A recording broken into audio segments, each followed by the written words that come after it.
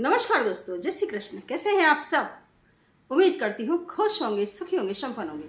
जो भी हमारे व्यूवर्स हैं, सब्सक्राइबर्स हैं, दुनिया में जहाँ भी है, हमेशा खुश रहे, सुखी रहे और संपन्न रहे। दोस्तों, आज है शुक्रवार।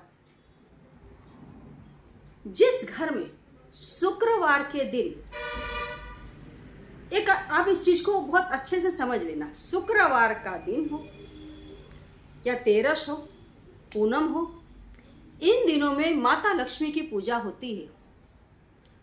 या इन दिनों में जिनके घर में श्री सूक्त का पाठ होता है, उनके घर में कभी भी धन की कमी नहीं होती। वैसे अगर गरीबी बहुत परेशान करती है तो एक चीज मैं आपको बता दूं, अपने घर में पाइराइट जरूर रखें। पाइराइट ऐसा स्टोन है जो गरीबी को जड़ से हटा देता है।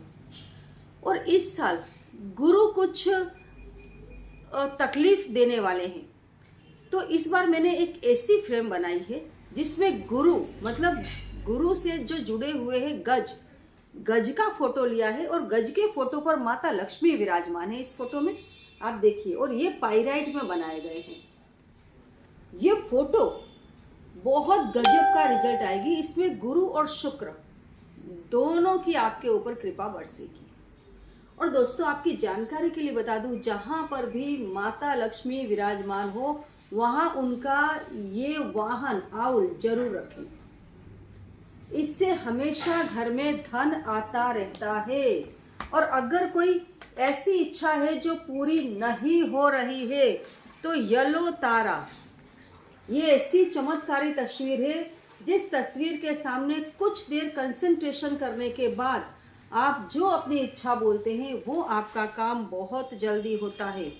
बात कर रहे हैं तस्वीरों की, तो ये 2026 में उगता हुआ पाइराइट का सूर्य, ये जो 7 हॉर्सेस के साथ है, आप देखो इसमें जो कलर वगैरह यूज किए गए हैं गजब है। येलो कलर जो इस साल आपके गुरु को मजबूत बनाएगा, क्योंकि गुरु थोड़ी तकलीफ देने वाले हैं। ये तस्वीर घर की पूर्व दिशा में अवश्य ही लगा देना, ये आपके सूर्य को मजबूत बनाएगी। ये साल सूर्य हर व्यक्ति के जीवन में गजब का प्रभाव डालेंगे।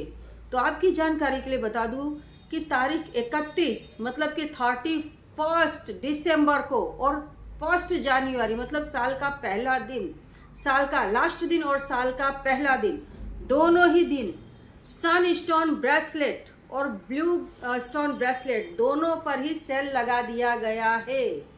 आप ये ब्रेसलेट्स ऑर्डर कर सकते हैं।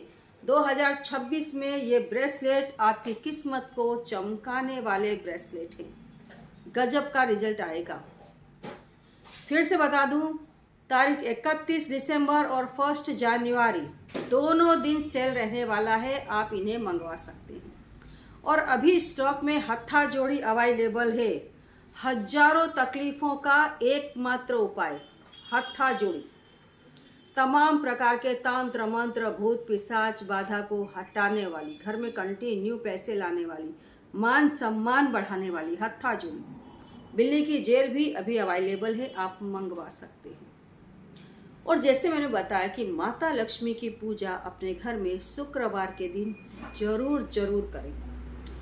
शुक्रवार के दिन आप और कोई काम अगर नहीं कर सकते हैं तो सवन के पेड़ पर जाकर के मीठा दूध जरूर चढ़ाएं। सवन के पेड़ पर साक्षात, जैसे पीपल के पेड़ पर भगवान विष्णु का वास है, ऐसे ही सवन के पेड़ पर माता लक्ष्मी का वास है। सवन के पेड़ का एक टुकड़ा भी आप देखना, जिन्हें पता है पूजा स्थान में सवन के पेड़ की लकड़ी रखते हैं, हवन में सवन के पेड़ की लकड़ी की आहुति देते हैं, जिससे कभी घर में धन की कमी नहीं होती। सवन की लकड़ी इतनी पावरफुल होती है।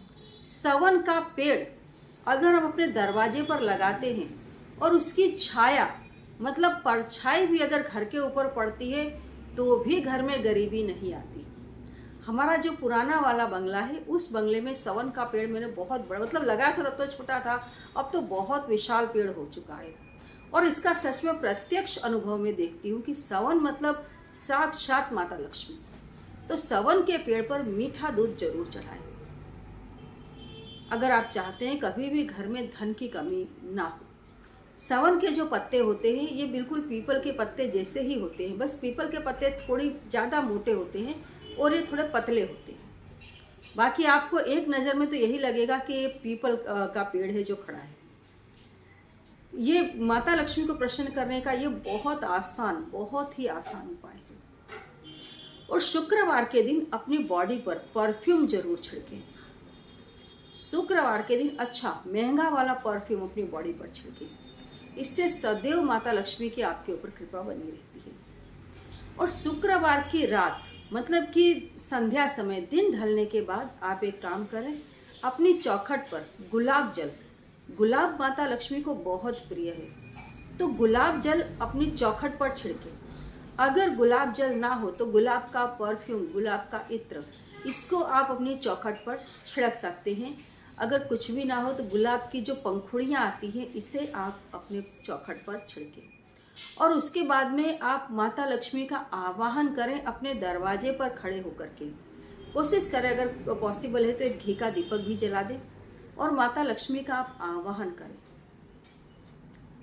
माता लक्ष्मी को आगच आगच महालक्ष्मी, आप उन्हें बुलाइए, आप अपने दिल से उन्हें बुलाइए। कोई मंत्र, कई लोग बोलते हैं मैडम आप जो मंत्र बोलते हैं उनको मंत्र याद नहीं रहते, तो कोई ज़रूरत नहीं। अगर याद नहीं रहते मंत्र तो वही शब्दों का समूह है जिसमें आपकी एक इच्छा छुपी है और कोई ना कोई देवता का उसमें आवाहन है, देवता को प्रार्थना की जाती है।